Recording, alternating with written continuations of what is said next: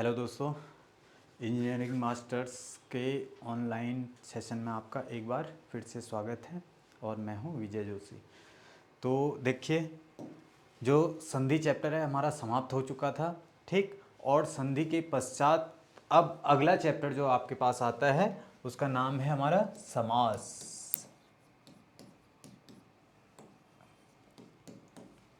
क्या नाम है इसका? समास।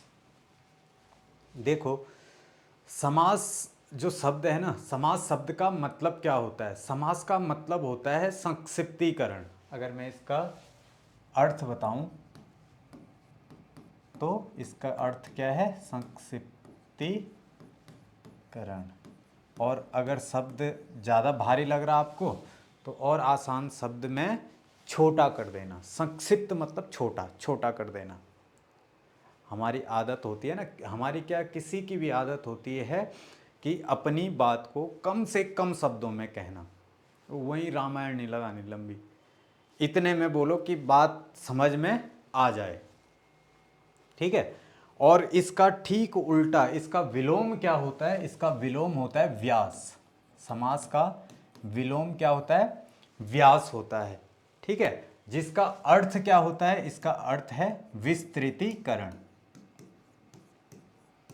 विस्तृतीकरण। समास, समास का मतलब संक्षिप्तीकरण, छोटा करना, उल्टा हुआ इसका व्यास, और व्यास का मतलब हुआ विस्तृतीकरण, मतलब बड़ा कर देना, ठीक है।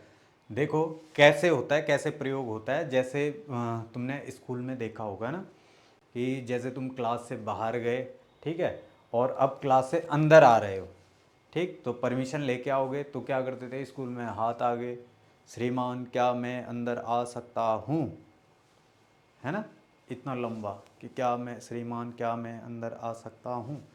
तो ये क्या है? ये बहुत विस्तार में बोल रहा है ना।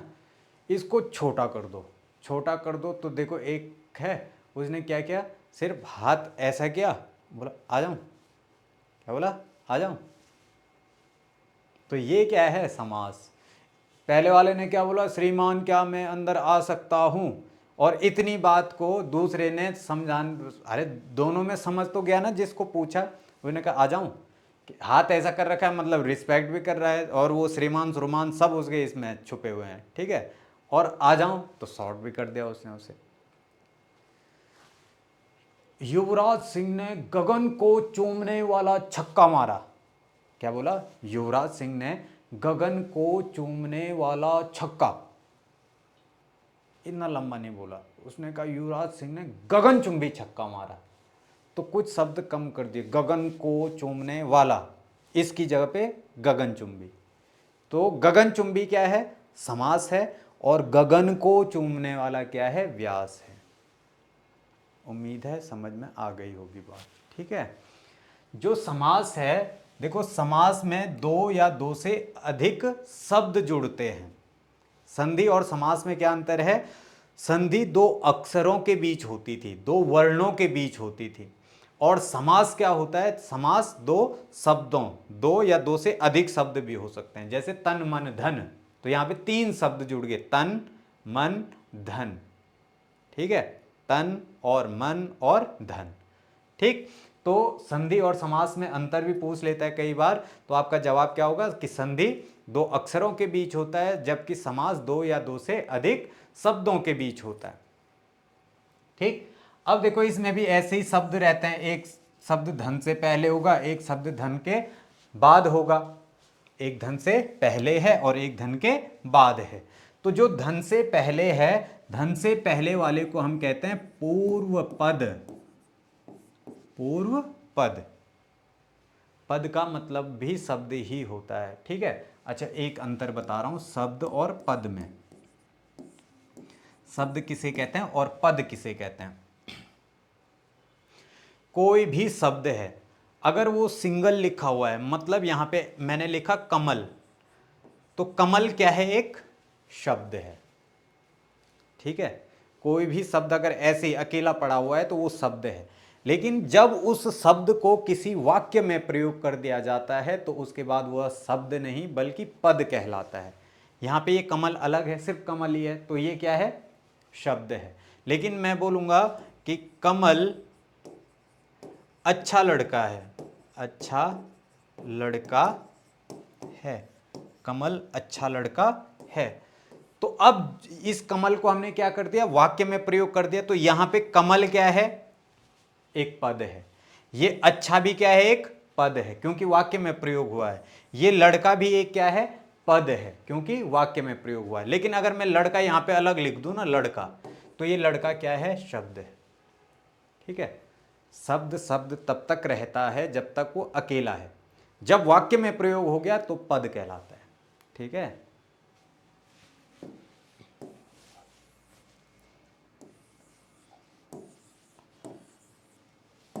अब देखो, हमने कहा जो धन से पहले होगा उसे हम कहेंगे पूर्व पद, और जो धन के बाद होगा उसे कहेंगे हम उत्तर पद। पूर्व पद और उत्तर पद। ठीक, इसको मैं प्रथम पद भी कह सकता हूं, प्रथम पद, और इसको बोल सकता हूं द्वितीय पद। प्रथम पद और द्वितीय पद मतलब कमल, नयन, कमल, नयन। ठीक है, तो जो ये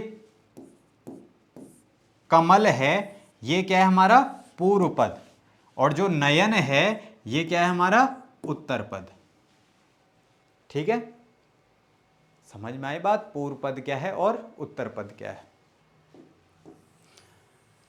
उसके बाद देखो, समास के 6 भेद हैं। कितने भेद हैं समास के, 6 भेद। कितने भेद हैं, 6। ये 6 भेद कौन कौन से हैं, पहला आता है अव्ययी भाव समास। पहला आता है अव्ययी भाव समास, दूसरा आता है तत्पुरुष समास, तीसरा आता है कर्मधारय समास। ठीक है, चौथा आता है द्विगु समास, पांचवा आता है द्वंद्व समास,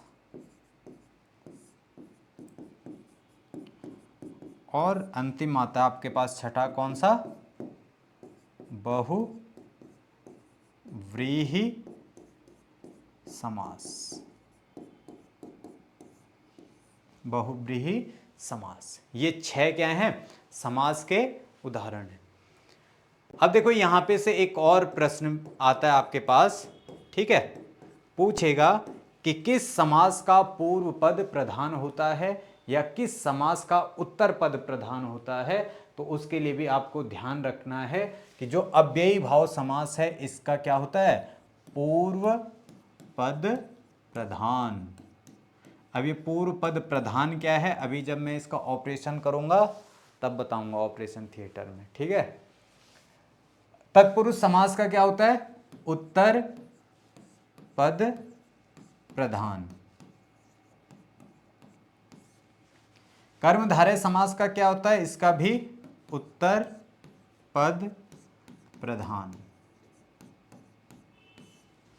द्विगु समास का देखो, वैसे माना जाता है कि तत्पुरुष के ही भेद हैं कर्मधारय और द्विगु, तो इसीलिए इसका भी क्या है, उत्तर पद प्रधान। द्वंद्व समास, इसके दोनों पद प्रधान होते हैं। क्या होते हैं, दोनों पद प्रधान। बहुव्रीहि समास, इसका होता है अन्य पद या तीसरा पद प्रधान। तीसरा पद प्रधान। ठीक है, अन्य पद प्रधान या तीसरा पद प्रधान। तो इतनी बात आपको याद रखनी है कि किस समास का कौन सा पद प्रधान होता है। मैंने कहा सीधा प्रश्न आ जाएगा कि किस समास का पूर्व पद प्रधान होता है। तो आपको पता है किस समास का पूर्व पद प्रधान है, अव्ययी भाव समास का। ठीक है, अब एक एक करके इनको पढ़ते हैं। जिसमें से सबसे पहला आएगा आपका कौन सा? अव्ययी भाव समास। मैंने कहा आपको कि इस समास का क्या होता है? पूर्व पद प्रधान होता है। देखो क्या होता है, सबसे पहले तो इस शब्द को समझो कि अव्ययी भाव का मतलब क्या हुआ। अ मतलब नहीं, व्यय मतलब खर्च, जो खर्च नहीं होगा, जो टूटेगा नहीं। किस आधार पे? तो बोला किस आधार पे? तो लिंग वचन के अनुसार जो खर्च नहीं होगा, जो बदलेगा नहीं, जो क्या नहीं होगा? बदलेगा नहीं, वो अव्यय है। एक उदाहरण से समझाता हूं। एक वाक्य है, वह प्रतिदिन जाता है। वह प्रतिदिन जाता है, ये एक वाक्य है। ठीक है, इसको, ये अभी किस लिंग में है? वह प्रतिदिन जाता है। जाता है मतलब पुल्लिंग में। इस वाक्य को अगर मैं स्त्रीलिंग में बदल दूं, मतलब इसका लिंग अगर मैं परिवर्तित कर दूं, तो ये क्या बन जाएगा? वह प्रतिदिन जाती है। वह प्रतिदिन जाती है। इसी वाक्य का अगर मैं वचन परिवर्तित कर दूं, अभी ये सिंगुलर है, इसको मैं प्लूरल कर दूं, तो ये क्या बन जाएगा? वे प्रतिदिन जाते हैं। वे प्रतिदिन जाते हैं। ठीक, अब यहां पे देखो, जो ये वह है, लिंग में तो नहीं बदला, लेकिन वचन में बदल गया कि नहीं बदल गया? बदल गया ना, वह से वे बन गया। ठीक, ये जाता लिंग में क्या हुआ? जाति, और वचन में जाते हो गया। ये है यहां पे तो है ही रहा, लेकिन यहां पे हैं हो गया। एक शब्द है जो किसी भी हाल में नहीं बदला, और वो शब्द कौन सा है? वो है प्रतिदिन। तो ये क्या है? एक अव्यय है। क्या है? एक अव्यय, जो लिंग और वचन के अनुसार परिवर्तित नहीं हुआ। ठीक है, तो इसी को हम क्या कहते हैं? अव्यय कहते हैं। अब एक और बात समझो। देखो यहां पे मैंने आपको कहा कि पूर्व पद प्रधान। अव्यय के लिए मैंने क्या बताया? किसको कहेंगे हम अव्यय? कि जो बदलेगा नहीं। जो बदलेगा नहीं वही अव्यय है। ठीक, अब यहां पे एक शब्द है दिन।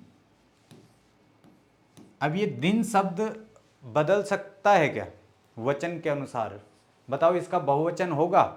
दिन बदल सकता है ना। आप इतने दिनों तक कहां थे? दिन का बहुवचन क्या हो गया? दिनों। इतने दिनों तक कहां थे आप? बदल रहा है ना, मतलब ये अभी अव्यय नहीं है। नहीं है ना अव्यय अभी, क्योंकि बदल रहा है। जो बदलेगा वो अव्यय नहीं है, अभी अव्यय नहीं है। लेकिन इसमें एक पूर्व पद जुड़ा, क्या? प्रति, और तब ये क्या बना? प्रतिदिन। अब देखो, जब तक ये दिन अलग था तब तक तो ये बदल रहा था, लेकिन जब इसमें पूर्व पद प्रति लगा तो अब ये बदलेगा नहीं, प्रतिदिनों नहीं होगा कभी भी। तो इस दिन का भी काम खराब कर दिया, इस दिन को भी अव्यय बना दिया। किसने? इस पूर्व पद, इस प्रति ने। इसीलिए बोलते हैं इसका पूर्व पद क्या होता है? प्रधान होता है। क्लियर है बात? ठीक है, अब देखो, जितने भी आपके पास उपसर्ग है ना, जितने भी उपसर्ग हैं आपके पास, सारे उपसर्ग क्या होते हैं? अव्यय होते हैं। सभी उपसर्ग क्या होते हैं? अव्यय होते हैं। जो भी शब्द उपसर्ग से बना होगा तो आप सीधे उत्तर दे दो कि ये क्या है? अव्ययी भाव समास का उदाहरण है। लेकिन दो उपसर्ग याद रखना, कौन कौन से? एक सु और एक अध। सु और अध, ये दोनों नहीं आते हैं इसमें। इन दोनों के अलावा जो भी उपसर्ग लगाए सीधे उत्तर दे दो। सु और अध क्यों नहीं आते हैं, ये अभी आगे पता चलेगा तुम्हें। ठीक है, इन दोनों उपसर्गों के अलावा जहां भी तुम्हें उपसर्ग दिखेगा आप उत्तर दे दोगे। देखो उपसर्ग क्या है आपके पास? आ, अति, अधि, प्र, प्रति, परा, निर, निस, दुर, दुस, निर्निस, दुर्दुस, सम। ठीक है, उन, और इनके अलावा भी कई आते हैं जैसे अधः, अंतः, यथा। ठीक है, जो भी शब्द इनसे दिखेगा ना तुम्हें कि इनसे बना हुआ है, तो आप सीधे उत्तर दे दोगे कि कौन सा समास है ये, क्योंकि उपसर्ग जुड़ा है तो सीधे आपने उत्तर दे देना है कि बहुब्रीहि समास है।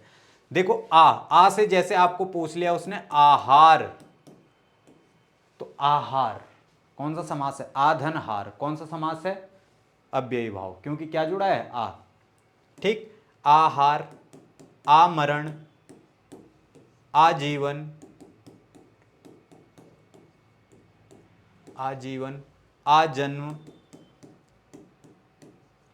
सब में आ जुड़ा है। ठीक है, तो ये क्या है, अव्ययी भाव के उदाहरण है। अति, अति मतलब अतिक्रमण, अतिक्रमण, अत्यधिक, अब संधि तो तुमने पढ़ी ली है ना, तो अत्यधिक का विच्छेद क्या होगा, अतिधन अधिक, तो अधिक में क्या जुड़ा है, अति। अत्यावश्यक, अतिधन आवश्यक, अत्यधिक। अति शीघ्र, अति शीघ्र किसका उदाहरण है, अव्ययी भाव का। फिर आया अधि, अधि से अधिनायक,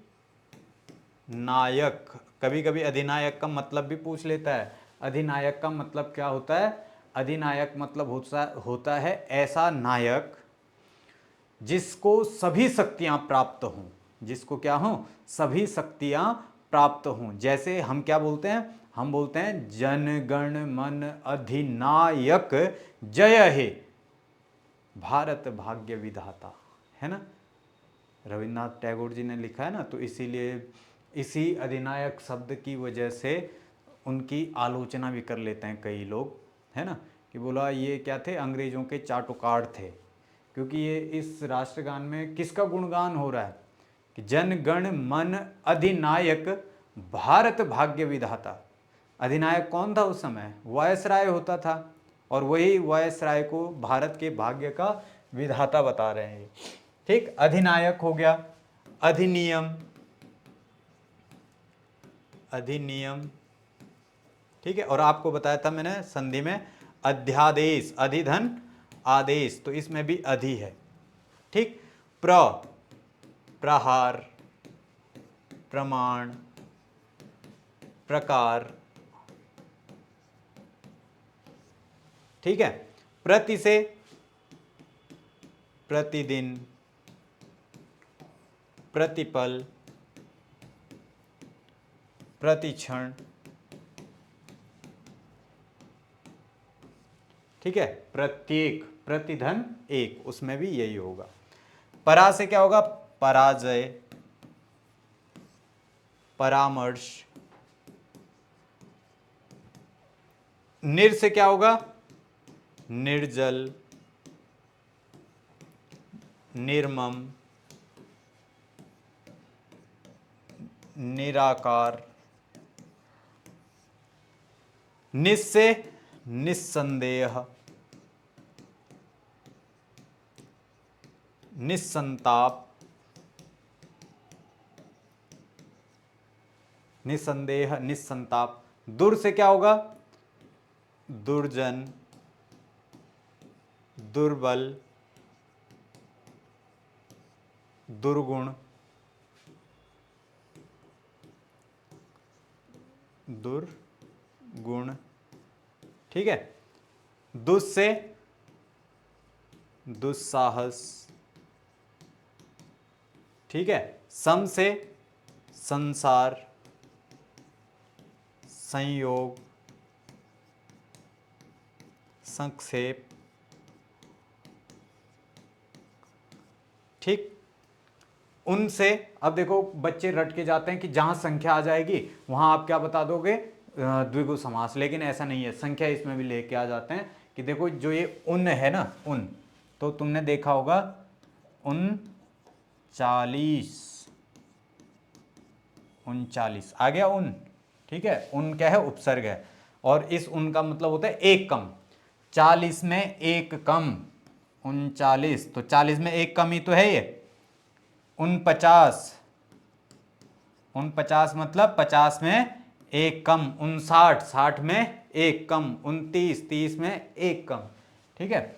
ऐसे ही होता है। अध से क्या बनेगा, जैसे अध पतन हो गया, अधोगति हो गया, अधोमुख हो गया, ठीक है। इनको मिटा रहा हूं मैं, ठीक है, इनके मैंने लिख दिए।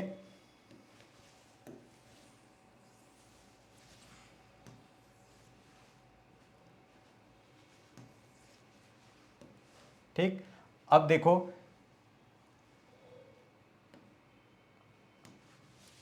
ये भी लिख दिए, कहां तक, अंतः यथा बचे ना, ठीक, तो यहां पे देखो अंतः से अंतःकरण, ठीक, अंतःपुर, अंतःपुर हो जाएगा, ठीक है, अंतर्मन, अंतर्मन, यथा से देखो यथा योग्य, यथाशीघ्र, यथाशक्ति,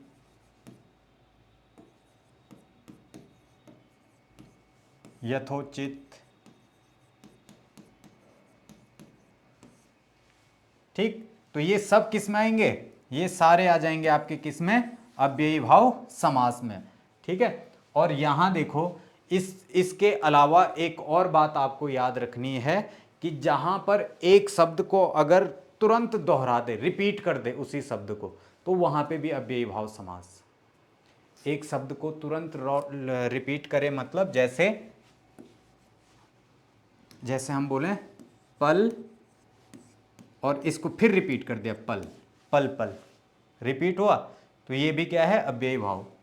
धीरे धीरे, धीरे धीरे, हाथों हाथ, हो रहा ना रिपीट, साथों या हाथ, रातों रात, रातों रात, और साथ साथ, साथ साथ, तो ये अगर शब्द रिपीट भी हो रहा है तो वो क्या है आपका, अव्ययी भाव समास है, ठीक है। तो पहला समास हुआ आपका कौन सा, अव्ययी भाव समास, और ये समास आपका क्लियर, ठीक। इसके पश्चात अब अगले समास पे हम चर्चा करते हैं, जो कि हमारे पास क्या है,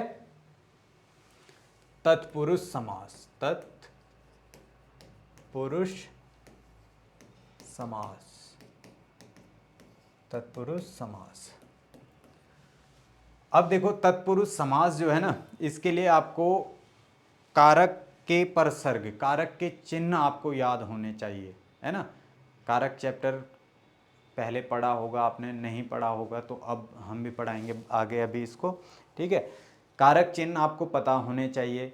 कैसे, कारक चिन्ह होते क्या हैं, कभी तो पढ़ा होगा, कर्ता ने कर्म को करण से संप्रदान के लिए अपादान से पृथक होने के संबंध में काके की रारे री अधिकरण में पर के ऊपर के भीतर के अंदर संबोधन हे अरे ओ, ये आपके कारक, ठीक। तो ये आपको याद होने चाहिए।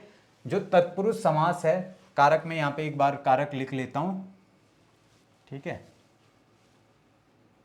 कर्ता ने कर्म को करण से या द्वारा,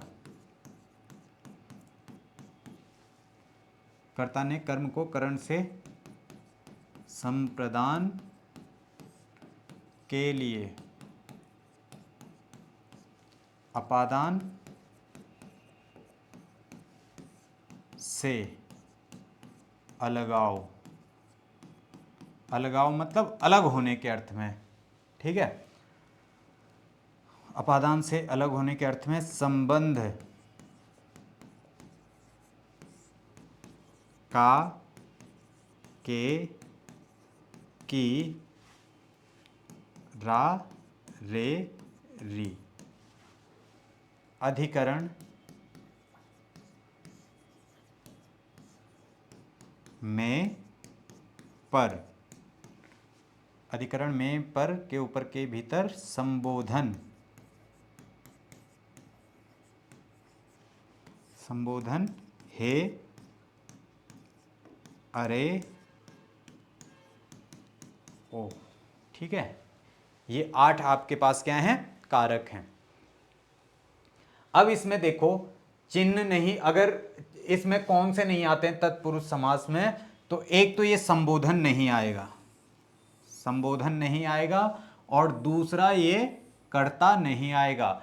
इसके अलावा देखो कितने बचे, 1 2 3 4 5 6 बच गए आपके पास। ये 6 के 6 आएंगे किसमें, इसमें आएंगे, तत्पुरुष समास में आएंगे। मतलब बोलने का मतलब यह है कि कोई भी शब्द तुम्हारे सामने आया और तुम जब उसका अर्थ निकाल रहे हो ना, और अर्थ निकालते समय तुम्हें को दिख रहा है, या से दिख रहा है, या के लिए दिख रहा है, या से दिख रहा है, या काके की दिख रहा है, या में पर दिख रहा है, तो सीधे कौन सा हो जाएगा, तत्पुरुष समास हो जाएगा। ठीक है। अब देखो इसीलिए तत्पुरुष के 6 भेद हैं। ये पहला आता है कर्म तत्पुरुष, कर्म तत्पुरुष, और चिन्ह क्या है, देखो वहां लिखा हुआ है को। अब देखो मैंने आपके सामने एक शब्द बोला गगनचुंबी, तो आप इसका अर्थ क्या लगाओगे, गगनचुंबी, गगन को चूमने वाला, गगन को, गगन चुंबी, क्या मतलब हुआ, गगन को चूमने वाला। तो गगनचुंबी में कौन सा समास हुआ, तत्पुरुष। इसके अंदर भी अगर पूछेगा कौन सा तत्पुरुष, तो आप बोलोगे कर्म तत्पुरुष। ठीक है। जेब कतरा, जेब कतरा, जेब कतरा मतलब जेब को काटने वाला, यही तो हुआ जेब कतरा। ठीक है, जेब कतरा। पॉकेट मार, पॉकेट मार मतलब पॉकेट को मारने वाला। चिड़ी मार, चिड़िया को मारने वाला, वही तो हुआ मतलब। करण, करण में क्या आता है, तो करण में तुमने देखा कि क्या है, चिन्ह से, लेकिन ये से आता है साधन के रूप में, साधन, जिस साधन से काम हुआ है। जैसे मैं बोलूंगा कि पेंसिल से चित्र बनाया, किससे बनाया चित्र, पेंसिल से, तो पेंसिल क्या है, साधन। तो यहां पे जो से आया है वो किसके लिए आया, साधन के लिए, पेंसिल से। ठीक है, हाथ से लिखा, किससे लिखा, हाथ से, हाथ क्या है, साधन। ठीक, तो हमने यहां पे कहा क्या, हस्त लिखित, हस्तलिखित, या तो से आएगा या द्वारा। ठीक है, तुलसी कृत, तुलसी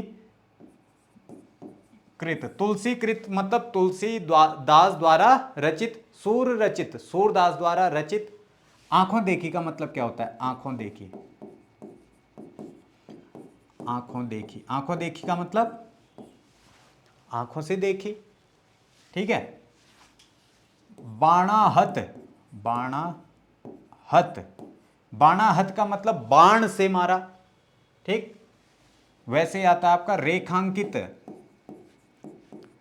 रेखांकित, रेखांकित का मतलब क्या होता है, रेखा द्वारा अंकित, रेखा, रेखा से क्या कर रखा है, अंकित। रेखांकित शब्द का अर्थ बताइए, तो रेखांकित का मतलब रेखा द्वारा अंकित।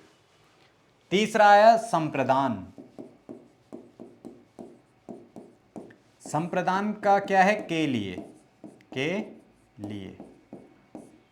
अब देखो तुमने कहा पुण्यदान, तो पुण्यदान का मतलब क्या होता है, पुण्य के लिए दान। गुरु दक्षिणा, गुरु दक्षिणा का मतलब गुरु जी के लिए दक्षिणा। मार्ग व्यय, मार्ग व्यय का मतलब क्या होता है, मार्ग के लिए व्यय। यज्ञशाला, यज्ञ के लिए शाला। परीक्षा भवन, परीक्षा के लिए भवन, समझ रहे हो। तो जहां पे भी के लिए आएगा आप समझ जाओगे संप्रदान तत्पुरुष। इसके बाद आया अपादान। अपादान, अपादान में भी से है लेकिन अलगाव, से है लेकिन किसके लिए है, अलगाव के लिए है, ठीक है। मैंने कहा धनहीन, धनहीन, धन से हीन अलग हो गया ना, धन उससे, जलहीन, जल से हीन हो गया। पथभ्रष्ट, पथभ्रष्ट, रास्ते से भटक गया, तो रास्ते से क्या हो गया, वो अलग हो गया, ठीक है। तो अलग होने के अर्थ में क्या हो जाएगा, अपादान तत्पुरुष हो जाएगा, ठीक। उसके बाद आया अधिकरण। अधिकरण, अधिकरण में क्या आता है, में और पर। अधिकरण में क्या आएगा, में पर आ जाएगा। हमने कहा रथासीन, रथासीन, तो रथासीन का मतलब क्या होता है, रथासीन, रथ पर आसीन, ठीक है। वनवास, वनवास का मतलब क्या होता है, वन में वास, वन में वास, ठीक है। गृह प्रवेश, गृह प्रवेश, घर में प्रवेश, ठीक है। एक छूट गया तुम्हारा संबंध, ठीक है। कहां पे लिखें इसे, पलट देते हैं, ठीक है। संबंध, संबंध में क्या होता है, संबंध में का के की आएगा, ठीक है। संबंध में का के की, देखो कैसे, रक्त, रक्तदान, रक्तदान का मतलब क्या होता है, रक्त का दान। राज मुकुट, राज मुकुट का मतलब राजा का मुकुट। राजमाता, राजमाता मतलब राजा की माता। राजपुत्र, राजा का पुत्र, ठीक है। तो ये कौन सा समास हो जाएगा आपका, तत्पुरुष समास हो जाएगा, ठीक है। तत्पुरुष समास में आपको क्या याद रखना है कि इसमें कारक की विभक्तियां आती हैं, ठीक है। और कारक की जो, जहां पे भी कारक की विभक्तियां आएंगी आप सीधे समझ जाओगे कि हमारे पास ये अलंकार, ये समास कौन सा है, तो कौन सा है, ये तत्पुरुष समास है, ठीक है। अब अगला समास जो आपके पास आता है इसका नाम क्या है, तो हमने कहा था कर्म धारय समास, कर्म धारय। अब देखो कर्म धारय कहां पे होता है, अगर मैं सीधा एक बात में इसको खत्म करूं ना, तो आप जब कोई शब्द आपके सामने लिखा हुआ दिखा आपको और आपको उसका अर्थ निकालते समय है जो लगाना पड़ रहा है, क्या लगाना पड़ रहा है जो, या फिर के समान लगाना पड़ रहा है, के समान, तो पक्की बात है वो क्या है, कर्मधारय समास है, ठीक है। ये तो बात की बात है। पहले एक चीज समझो कि इस समास में विशेषण, विशेषण और विशेष्य संबंध होता है। क्या होता है, विशेषण विशेष्य संबंध। विशेषण का मतलब होता है जो शब्द विशेषता बताता है उसे विशेषण कहते हैं, और विशेषण जिसकी विशेषता बताता है उसे विशेष्य कहते हैं, ठीक है। जो विशेषता बताता है विशेषण, जिसकी विशेषता बताता है विशेष्य। जैसे हमने कहा नील कमल, नील कमल, किसकी विशेषता बताई जा रही है यहां पे, कमल की। कौन विशेषता बता रहा है, नीला, नील। तो ये नील क्या है, हमारा विशेषण है, और ये कमल हमारा क्या है, विशेष्य है। समास कौन सा है इसमें, कर्मधारय समास, क्योंकि विशेषण विशेष्य किस में आते हैं, कर्मधारय में ही आते हैं बस। अगर विशेषण विशेष्य नहीं है, ठीक है, तो उपमान और उपमेय संबंध होता है, उपमान और उपमेय संबंध, मतलब एक शब्द उपमान होगा और एक उपमेय होगा। चंद्र मुख,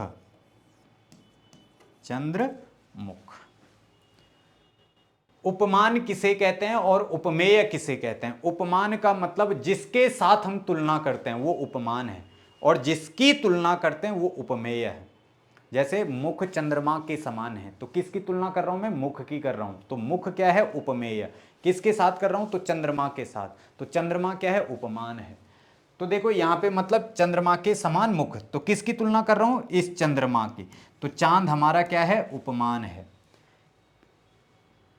किसके, सॉरी उल्टा बोल दिया मैंने, किसके साथ में तुलना कर रहा हूं? चांद के साथ, तो जिसके साथ में तुलना कर रहा हूं वो क्या है? उपमान। और किसकी तुलना कर रहा हूं? मुख की, तो मुख हमारा क्या है?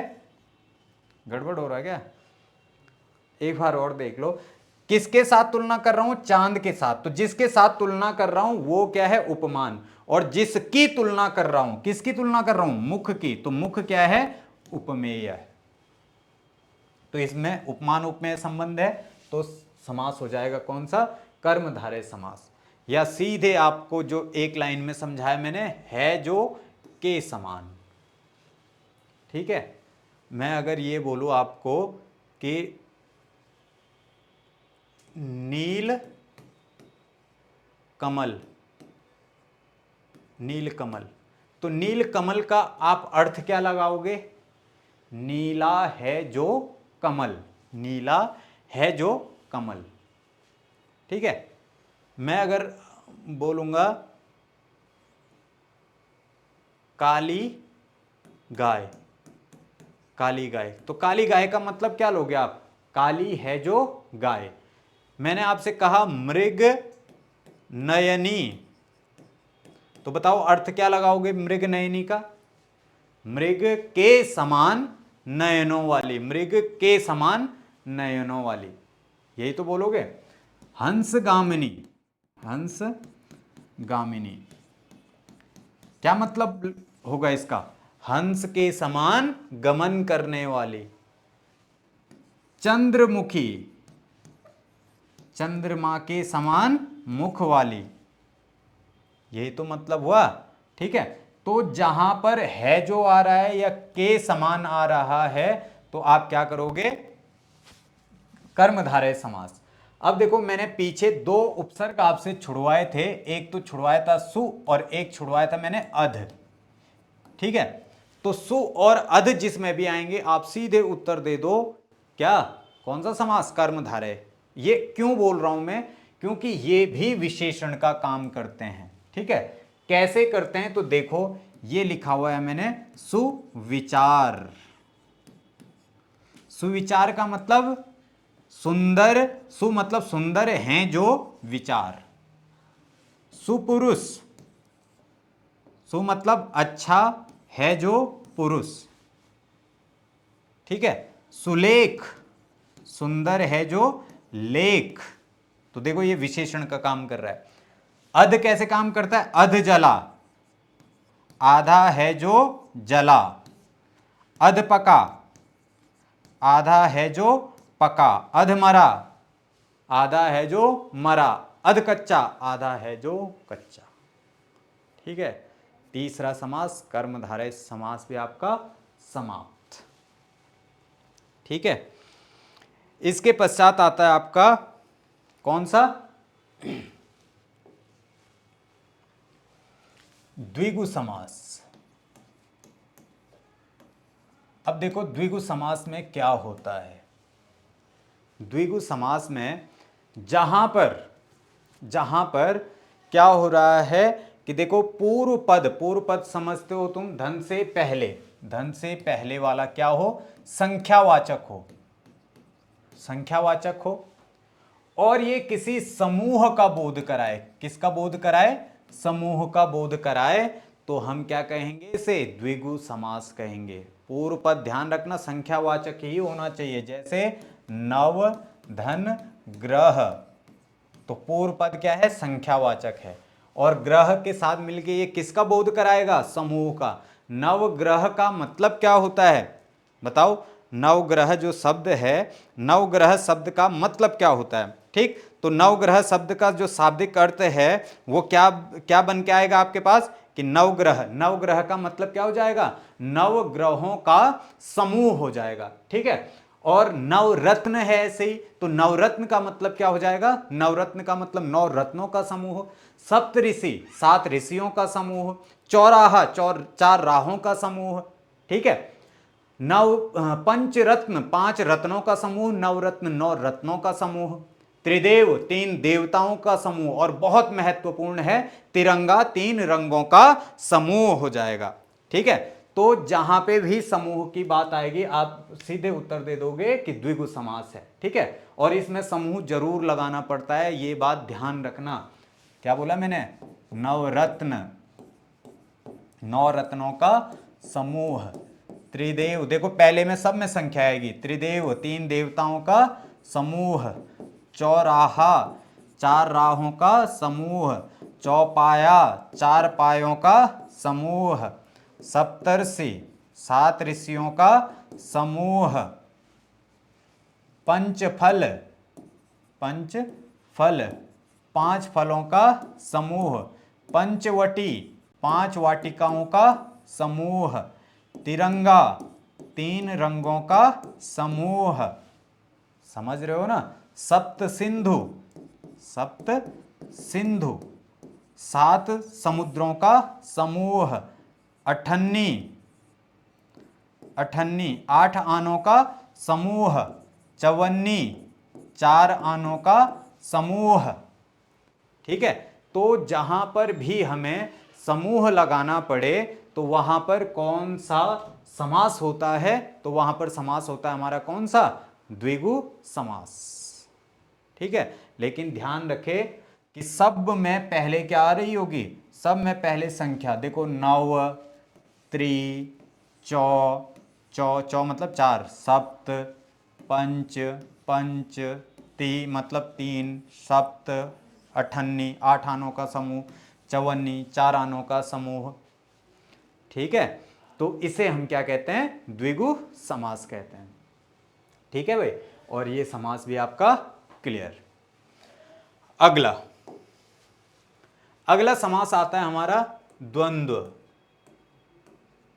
द्वंद्व, द्वंद्व का मतलब क्या होता है, द्वंद्व का जो शाब्दिक अर्थ है, द्वंद्व मतलब होता है द्वंद्व वैसे तो युद्ध भी होता है, ठीक।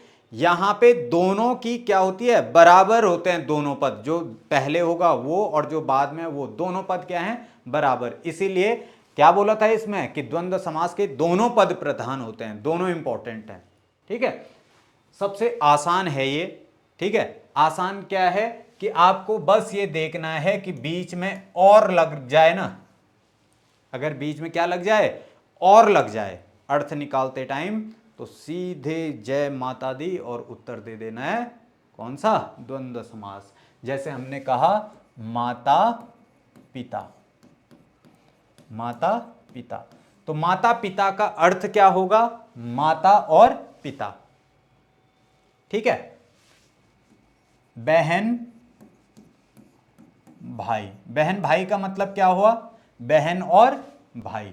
अब तुम बोल रहे होंगे कि ये ऐसा उल्टा कर देते हैं इसको भाई बहन, तो कभी भी याद रखना कि जब भी अगर 2 शब्द आ रहे हैं ना, तो अगर एक स्त्रीवाचक है और एक पुरुषवाचक है तो हमेशा लेडीज फर्स्ट। क्या बोला, लेडीज फर्स्ट। जैसे माता पहले आएगी और पिता बाद में, बहन पहले और भाई बाद में। आपने हमेशा सुना होगा राधे श्याम, है ना, राधे श्याम, राधा पहले श्याम बाद में। सीताराम सुना होगा आपने, क्या सुना है, सीता राम, या राम सीता सुना है, राम सीता, राम सीता, राम सीता, राम सीता बोलते हैं या बोलते हैं सीताराम, सीताराम, सीताराम, ठीक। तो पहले सीता और फिर राम। अगर स्त्री पुरुषवाचक हैं तो पहले स्त्री और फिर पुरुष। और अगर 2 भाइयों की बात हो रही है, किसकी बात हो रही है, 2 भाइयों की बात हो रही है, तो बड़ा भाई पहले और छोटा भाई बाद में। अब 2 भाई, मान लो सुरेश रमेश दिया, इसने क्या दिया, सुरेश और दूसरा दिया रमेश।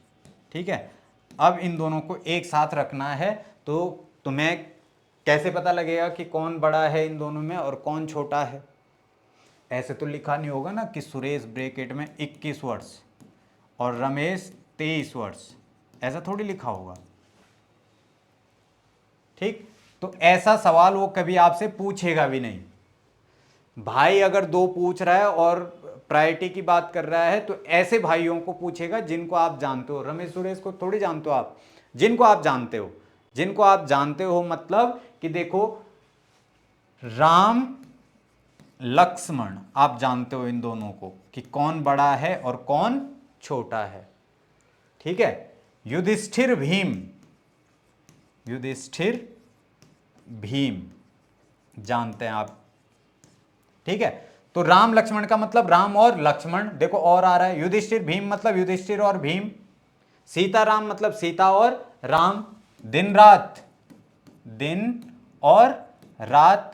देवासुर, देव और असुर। देवासुर का मतलब क्या होता है? देव और असुर। ठीक है, भला बुरा, भला बुरा, भला और बुरा। ऊंच नीच, ऊंच नीच। खरी खोटी, खरी खोटी। सुबह शाम,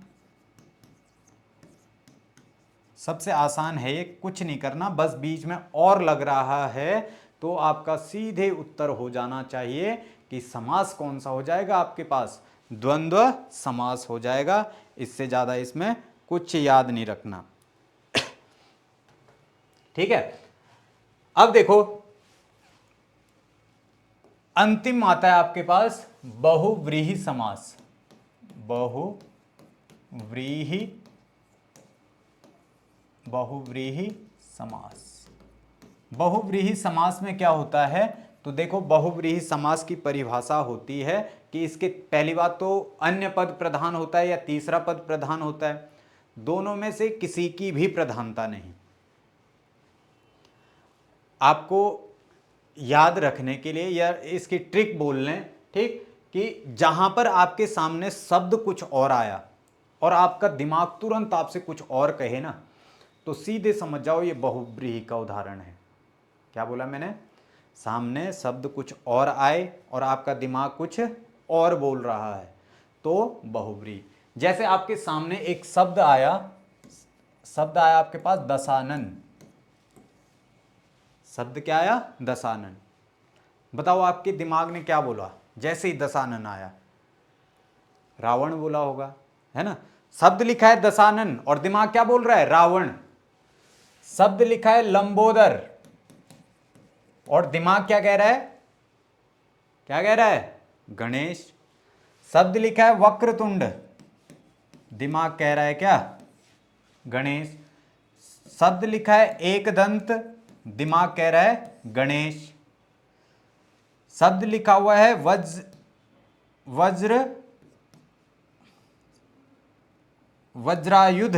वज्र है आयुध मतलब हथियार, वज्र है आयुध जिसका, किसका है वज्र? इंद्र। ठीक है, हलायुध, हल है आयुध जिसका, किसका? हल किसका था? बलराम। विषधर, विष को धारण करने वाला कौन? सांप। शूलपाणी, शूलपाणी, शूल मतलब त्रिशूल, त्रिशूल है जिसके, पाणी मतलब हाथ में, किसके? शंकर। चक्रधर, विष्णु। पीतांबर, पीले वस्त्रों वाला, अंबर मतलब कपड़ा, पीत मतलब पीला, पीले वस्त्रों वाला कौन? विष्णु। श्वेतांबर, श्वेत कपड़ों वाला कौन? ब्रह्मा। बाघंबर,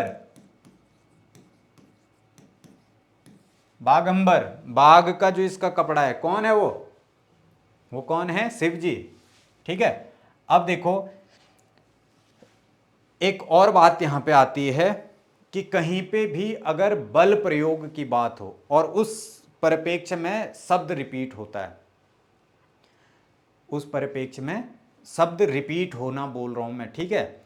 बल प्रयोग हो और उसमें शब्द रिपीट हो। जैसे तुमने अव्ययी भाव समास में देखा ना, शब्द रिपीट हो रहा था पल पल, लेकिन इसमें क्या फोर्स बल प्रयोग हो रहा है? नहीं ना, ठीक।